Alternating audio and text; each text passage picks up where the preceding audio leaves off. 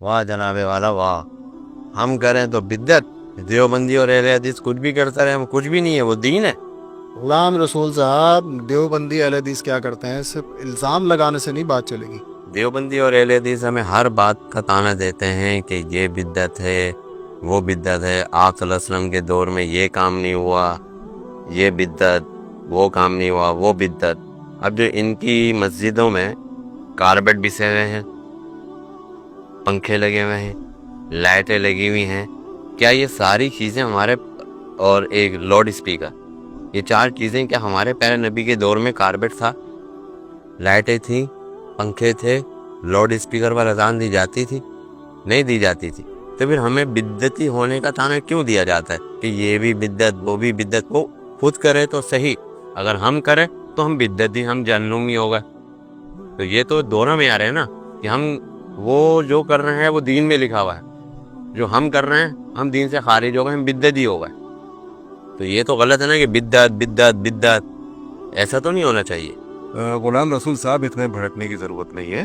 آپ جو کہہ رہے ہیں کہ دیوبندی اور اہل حدیث آپ کو ہر بات میں بدعت بدعت کا طعنہ دیتے ہیں، آپ اس کو شاید میرا خیال ہے بہت زیادہ فیل کر رہے ہیں۔ ایسا نہیں ہے، بلکہ جو بدعات ہے وہ کوئی بھی کرتا ہو، جو بدعت کرے گا یعنی جو جرم کرے گا اسے مجرم کہا جائے گا۔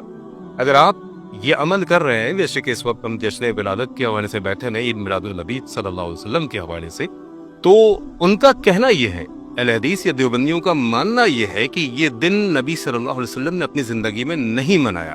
اب اگر کوئی شخص مناتا ہے دین سمجھ کے تو وہ بدعت کا ارتکاب کرتا ہے۔ آپ نے کہا کہ اللہ کے نبی صلی اللہ علیہ وسلم کے دور میں پنکھے نہیں تھے، اللہ کے نبی صلی اللہ علیہ وسلم کے دور میں کارپیٹ نہیں تھا، لاؤڈ اسپیکر پر آذان نہیں تھی، تو آپ کے کہنے کا مقصد یہ ہے کہ وہ بھی بدعت ہے۔ اچھا، میں آپ کو بتاؤں، یہ آپ کا کہنا نہیں ہے، یہ آپ کے جو بڑے ہیں انہوں نے آپ کو سکھایا ہے، آپ نے ان کی تقریروں میں سنے یہ الفاظ، کیونکہ یہ الفاظ میں نے بھی خود سنے۔ ان کا دعویٰ یہ ہے، ان کا ماننا یہ ہے، ان کا کہنا یہ ہے کہ اگر تم ہم کو بدعت کا لقب دیتے ہو کہ تم یہ کام کرتے ہو، بدعت تیجا کرتے ہو، 10واں کرتے ہو، 40واں کرتے ہو، کل کرتے ہو، برسی کرتے ہو، یا عید میلاد النبی، یا جو بھی اس طرح کی چیز جسے تم دین سمجھ کے کرتے ہو، اگر وہ ہم کہتے ہیں، یعنی ان کا کہنا یہ ہے کہ اگر ہم کہتے ہیں کہ تم بدعت کا ارتکاب کرتے ہو تو آپ کو یہ چیز بری لگ رہی ہے، لہذا آپ نے ان کو طعنہ دے دیا، آپ نے ان سے سوال کر لیا کہ پھر تو تم بھی بدعت ہو، تمہاری مسجدوں میں کارپیٹ، تمہارے لاؤڈ اسپیکر۔ تو اس کا جواب مختصر یہ ہے کہ سب سے پہلے تو سمجھنا ہی پڑے گا بدعت ہے کیا۔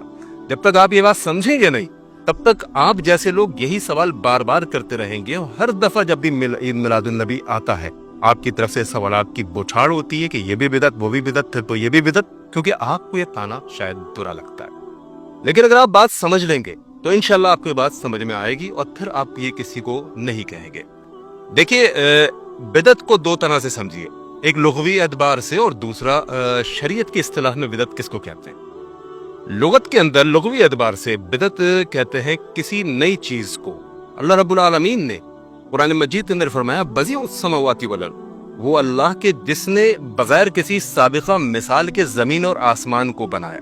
اسی طرح اللہ رب العالمین نے قرآن مجید میں ایک جگہ بیان فرمایا، قل ما کنت بدعا من الرسل، اے نبی آپ ان کو کہہ دیجئے میں کوئی نیا نبی نہیں ہوں، میں کوئی نیا رسول نہیں ہوں، مجھے دیکھ کے حیران کیوں ہوتے ہو؟ تو ڈکشنری کے اعتبار سے اگر آپ کی یہ بات ہے تو بالکل درست ہے کہ یہ کارپیٹ بھی اللہ کے نبی کے دور میں نہیں تھا، یہ پنکھا بھی اللہ کے نبی کے دور میں نہیں تھا، اسی طرح لاؤڈ اسپیکر پر جو اذان ہے وہ بھی اللہ کے نبی کے دور میں نہیں تھی، مولوی جس مائک سے بول رہا ہوتا ہے، تقریر کر رہا ہوتا ہے، وہ بھی اللہ کے نبی کے دور میں نہیں تھا، سامعین جس اسپیکر سے سن رہے ہیں وہ بھی اللہ کے نبی صلی اللہ علیہ وسلم کے دور میں نہیں تھا۔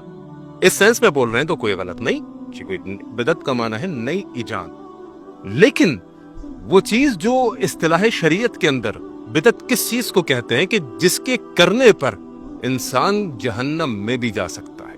اللہ کے نبی صلی اللہ علیہ وسلم نے فرمایا کہ من احدث فی امرنا ھذا ما لیس منہ فہو رد، پر جس نے محمد کے لائے ہوئے دین کے اندر کسی بھی نئی بات کا اضافہ کیا، اس نے بدعت کا کام کیا، وہ عمل مردود ہے۔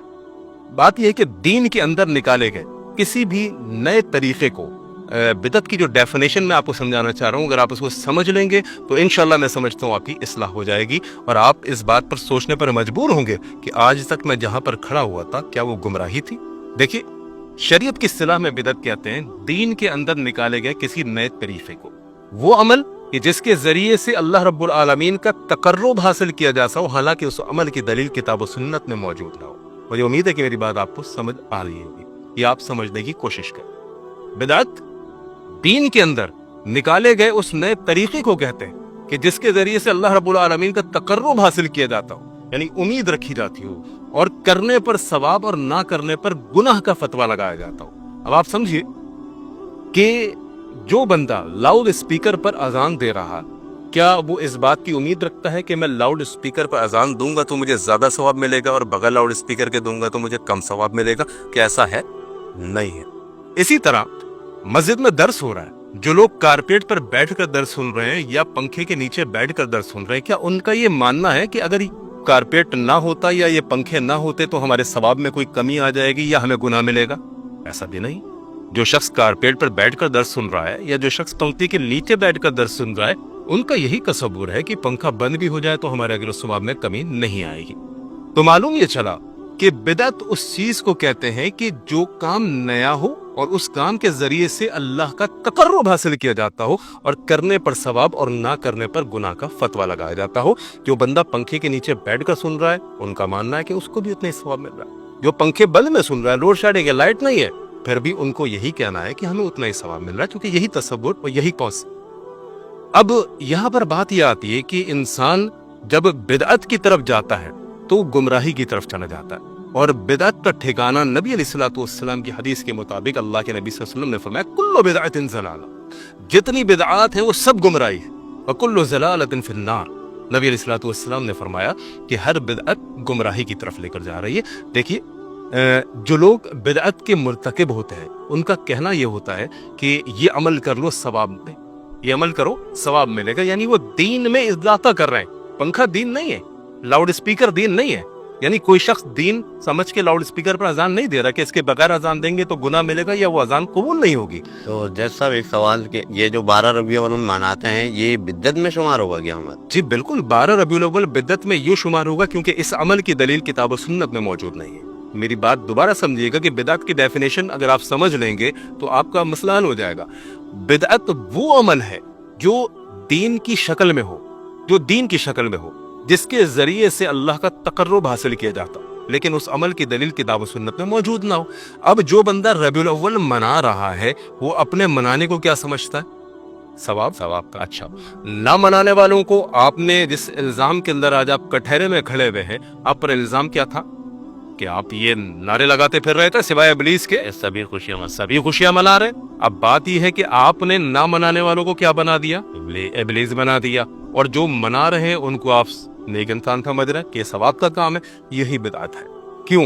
क्योंकि इस अमल की दलील कुरान हदीस में मौजूद नहीं है। वकील साहब मिस्टर जिशान, आपने जो दलील मुझको कुरान से दी, सूरह यूनुस पारा नंबर 11 आयत नंबर 53 से 58 आयत नंबर 58, वो मैंने आपके सामने रेफरेंस उन्हीं की किताब कंजुल ईमान से आपको निकाल के दिखा दिया। उसके अंदर साफ लिखा हुआ था कि रहमत से मुराद कुरान है।